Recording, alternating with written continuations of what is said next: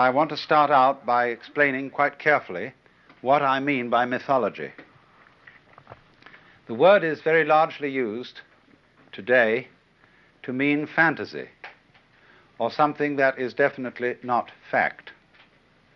And it's used, therefore, in a pejorative or put-down sense, so that when you call something a mythology or a myth, it means you don't think much of it. But the word is used by philosophers and scholars in quite another sense, where to speak in the language of myth is to speak in images rather than to speak in what you might call plain language, or the language of fact, descriptive language. You can sometimes say more things with images than you can say with concepts. As a matter of fact, images are really at the root of thinking. One of the basic ways in which we think is by analogy. We say a certain thing is, say we think of the life of human beings might be compared to the seasons of the year. Now, there are many important differences between a human life and the cycle of the seasons, but nevertheless, one talks about the winter of life or the spring of life, and so the image becomes something that is powerful in our thinking. Furthermore, when we try to think philosophically and think in abstract concepts about the nature of the universe, we often do some very weird things. You see, it's considered nowadays naive to think of God as an old gentleman with a long white beard who sits on a golden throne and is surrounded with winged angels. And we say now no sensible person could possibly believe that God is just like that. Therefore, if you get more sophisticated, you believe that God is, say, if you follow St. Thomas Aquinas, you think of God as necessary being. Or if you think with Buddhists, you think of God as the undifferentiated void, or as the infinite essence. But actually, however rarefied those concepts sound, they are just as anthropomorphic, that is to say, just as human and in the form of the human mind as the picture of God as the old gentleman with the white beard, or Delord in green pastures wearing a top hat and smoking a cigar. Because all ideas about the world, whether they be religious, philosophical, or scientific, are translations of the physical world and of worlds beyond the physical into the terms and shapes of the human mind. So there is no such thing as a non-anthropomorphic idea. The advantage of Delord in talking about these things is that nobody takes it quite seriously. Whereas the undifferentiated aesthetic continuum could be taken seriously. And that would be a great mistake. Because you would think you understood what the ultimate reality is. So I'm going to use very largely naive mythological terms to discuss these matters. And if you are a devout Christian, you mustn't be offended by this, because you will naturally think that you have risen now to a more superior idea of these things than these very simple terms derived from the imagery of the Bible and of the medieval church. But I shall discuss Hinduism in the same way. And I'm going to begin with Hinduism to give you a sort of fundamental account of what it's all about. I imagine some of you were present at the lecture I gave in the university on religion and art. And I discussed the view of the world as drama. Now I want to go more thoroughly into this, because the Hindu view of the universe is fundamentally based on the idea of drama. That is to say, of an actor playing parts. The basic actor in this drama is called Brahma. And this word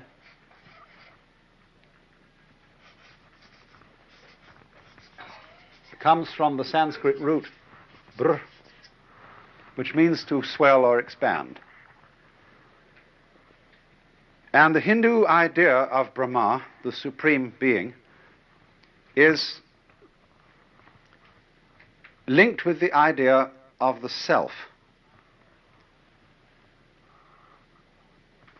In you, deep down, you feel that there is what you call I. And this word, when you say I am, that in Sanskrit is aham, A-H-A-M. And everybody, when asked what his name is, replies, I am I. I am I myself. And so there is the thought that in all life, the self is the fundamental thing. It means the center. And so the Brahma is looked upon as the self and center of the whole universe.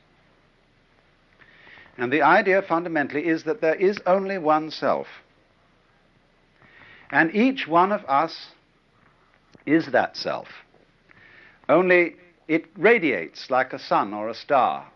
And just as the sun has innumerable rays, or just as you can focus the whole sun through a magnifying glass and concentrate it on one point, or as an octopus has many tentacles, or as a sow has many tits, so in this way, Brahma is wearing all faces that exist, and they are all the masks of Brahma. Not only human faces, but animal faces, insect faces, vegetable faces, and mineral faces. Everything that there is the Supreme Self playing at being that. Because the fundamental process of reality is, according to the Hindu myth, hide and seek, that, or lost and found. That is the basis of all games. And it's true, isn't it, that when you start to play with a baby, and you take up a book, and you hide your face behind it, and then you peek out at the baby, and then you peek out this way, the baby begins to giggle. Because a baby, being near to the origins of things, knows intuitively that hide and seek is the basis of it all. And children like to they sit in a high chair, or they have something on the tray, and make it gone. And then somebody picks it up and puts it back, and they make it gone again, you see. Now then, that's a very sensible arrangement. It is called, in Sanskrit, it is called Leela. And that means sport or play, but the play is hide and seek.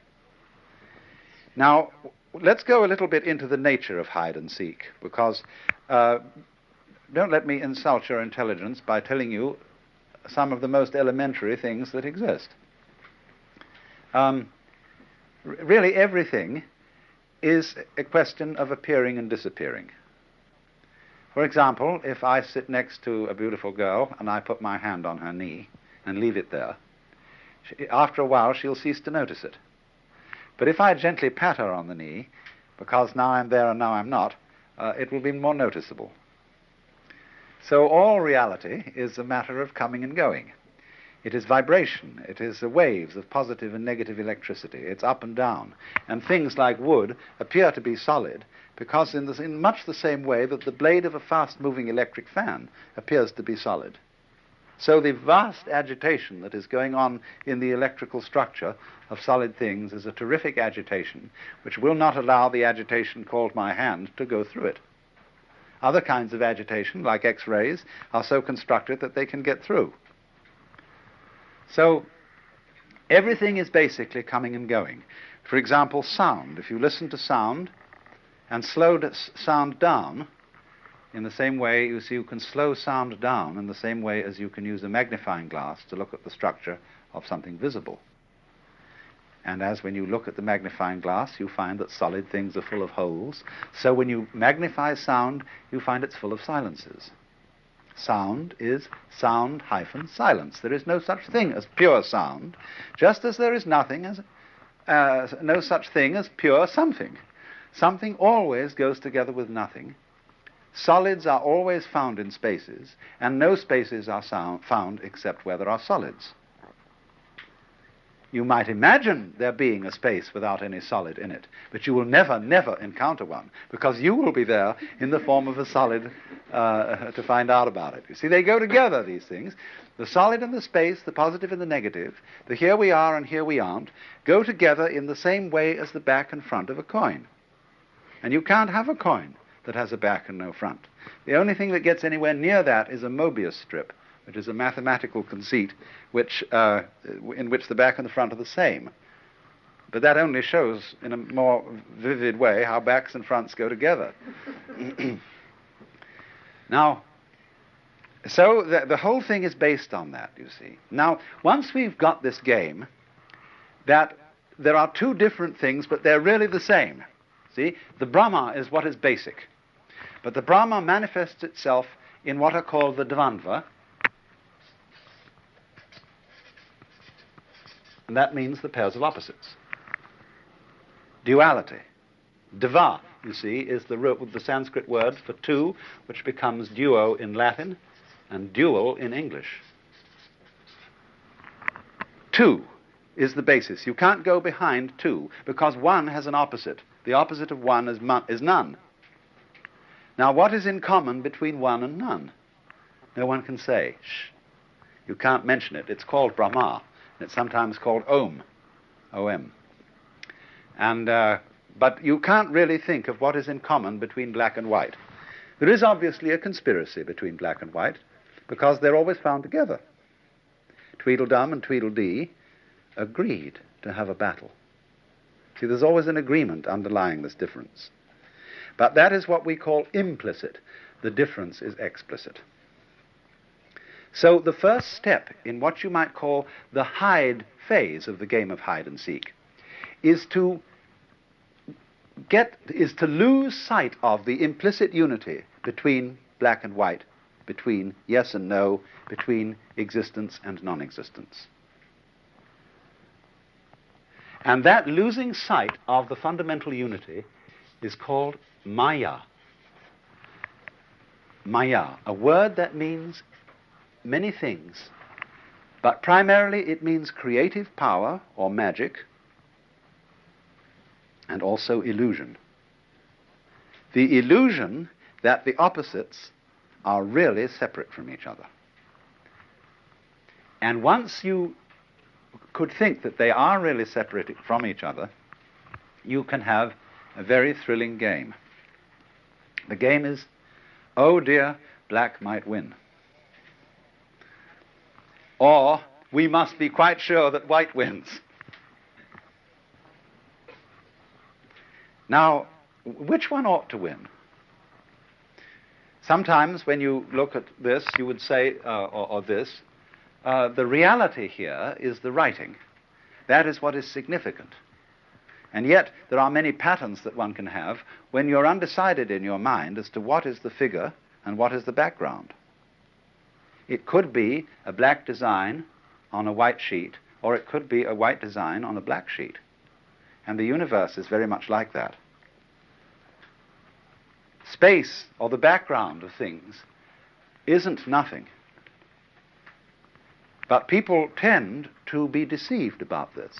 If I draw that, most people, when asked what I have drawn, will say that I have drawn a circle, or a disc, or a ball. Very few people will ever suggest that I've drawn a hole in a wall. Because people think inside first, rather than thinking out here. But actually, the two sides go together. You can't have what's in here unless you have what's out there. So all artists, all architects, all people concerned with the organization of space think quite as much about the background behind things and containing things as they do about the things so contained. It's all significant and it's all important. But the game is, let's pretend that this doesn't exist. So that's the pretending, oh, black might win, or oh, white might win. And so you see that is the foundation of all the great games that human beings play, of checkers, of chess, and of the simple children's games of hide and seek. And it's, of course, you see the tradition of chess that white gets the first move because black is the side of the devil. So all complications and all possibilities of life lie in this game of black and white,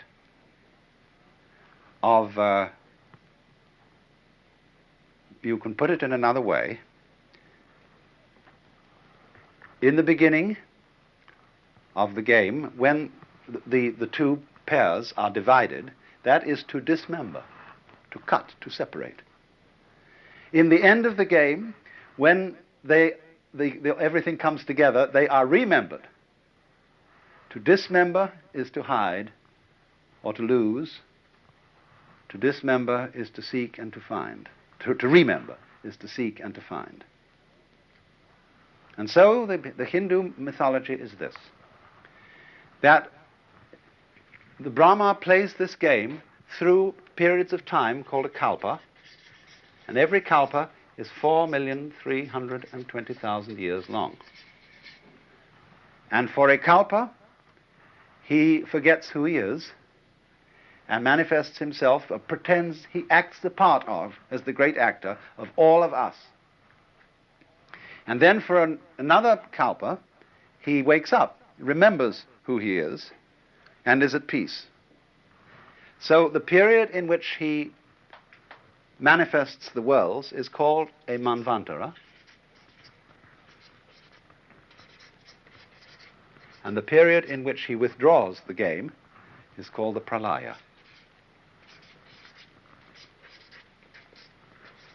And these go on and on and on forever and ever and ever. And the whole thing is that it never becomes boring, because the forgetting period makes you forget everything that's happened before, so that each time, for example, a baby comes to birth, a baby is, although inheriting genes from the most distant past, the baby always confronts the world anew and is astonished and surprised at everything. But as you get old, you get heavy with memories. You get like a book that people have written on and written on and written on, as if I was to go on writing on this, and eventually the whole thing would become black, and then I'd have to take out a white chalk and start doing it that way. Well, that would be like the change, you see, between life and death. Now, in popular Hinduism, it is believed that each one of us contains not only the supreme self, the one ultimate reality, the Brahma, who looks out from all eyes and hears through all ears, but there's also an individualized self, and this self reincarnates from life to life in a sort of progressive way or a regressive way, according to your karma, the Sanskrit word which means your doing. Karma from the root kri, to do. And so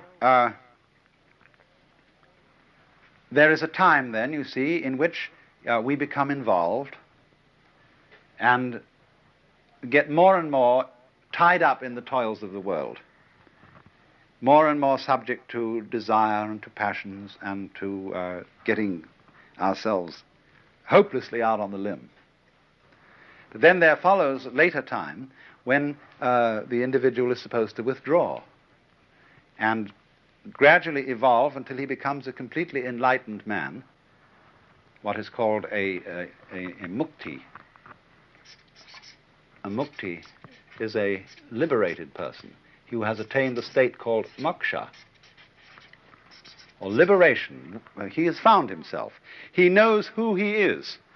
He knows that he deep down in himself and that you deep down in yourselves are all the one central self, and that this whole apparent differentiation of the one from the other is an immense and glorious illusion.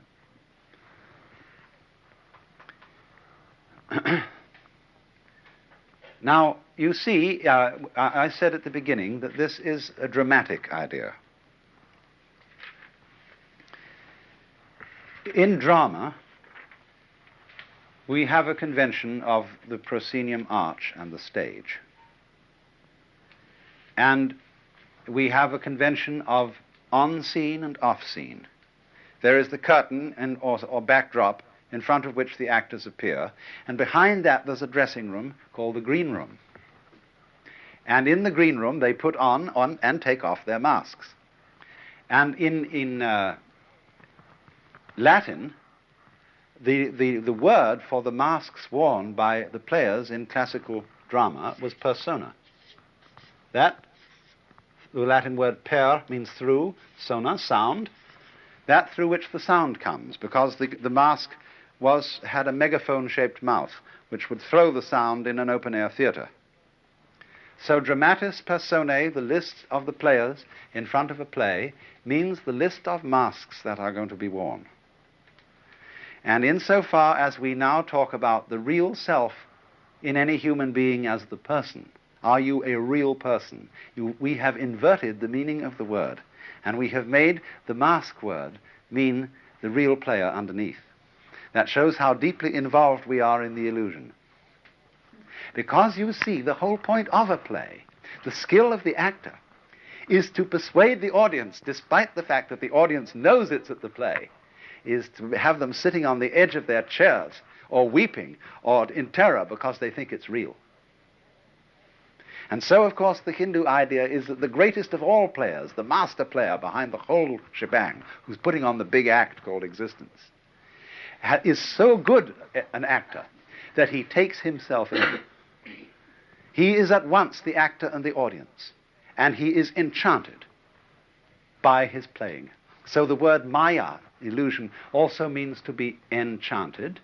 You know what to be enchanted is to be listening to a chant and to be completely involved in it. Or he is amazed. What is to be amazed? It is to be caught in a maze.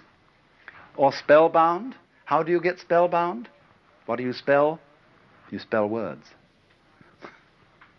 And so by the ideas we have about the world, and through our belief in the reality of different things and events, we get completely carried away and altogether forget who we are.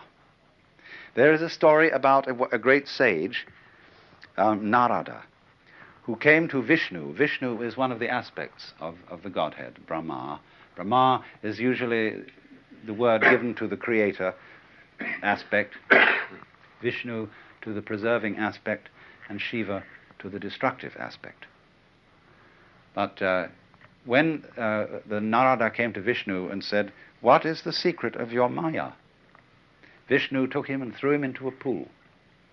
And the moment he fell under the pool, he was born as a princess in a very great family, and went through all the experiences of childhood and being a little girl, finally married to a prince from another kingdom, and she went to live with him in his kingdom.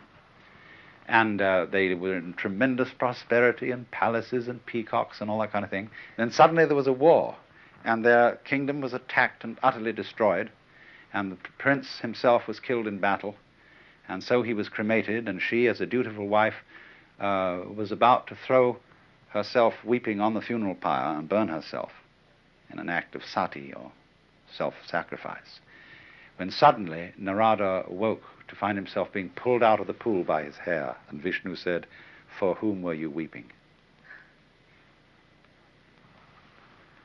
So that idea of the whole world being a magical illusion, but done so skillfully, by whom? By you, basically. Not you, the empirical ego. Not you who is just a kind of focus of conscious attention with memories that are strung together into what you call my everyday self.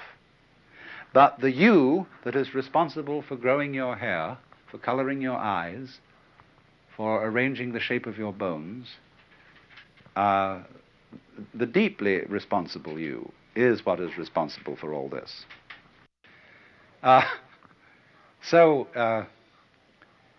Then this in sum then is this Hindu dramatic idea of the cosmos as an endless hide-and-seek game. Now you see it, now you don't. And so it's saying to everybody, really, of course you worry, and you're afraid of disease and death and pain and all that sort of thing, of course. But it's all an illusion. There's nothing to be afraid of.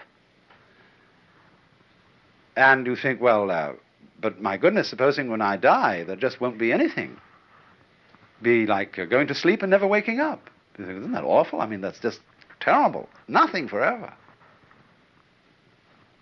That doesn't matter.